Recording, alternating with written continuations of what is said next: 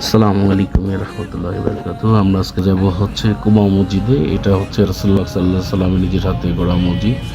রাসূলুল্লাহ সাল্লাল্লাহু আলাইহি সাল্লাম যখন হিজরত করে মদিনায় আসেন তখন এই কুবা গ্রামে প্রায় ১৪ দিনের মতো ছিলেন। এই সময় রাসূলুল্লাহ সাল্লাল্লাহু আলাইহি সাল্লাম এই মসজিদটি নির্মাণ করেন। আস্তে এখানে যদি ২ রাকাত নফল নামাজ পড়া যায় তাহলে একটা কবুল উমরা হজের সওয়াব পাওয়া যায়। আমরা কিভাবে যাব? আমরা এই ৩১০ নম্বর গেট দিয়ে বেরোলে কামা মসজিদ, যেটা সামনের থেকে গাড়ি পাওয়া যায়, মাইক্রোবাসের মতো আছে, গল্ফ কারের মতো আছে। গল্ফ কারগুলো প্রায় ১০ রিয়াল করে নেয় এবং মাইক্রোবাসগুলো ২ রিয়াল করে নেয়। আমরা ২ রিয়াল দিয়ে আমরা চলে যাব হচ্ছে কুবা মসজিদে। কুবা মসজিদে যে ২ রাকাত নফল নামাজ পড়বো, পরে আবার ঠিক একইভাবে চলে আসবো।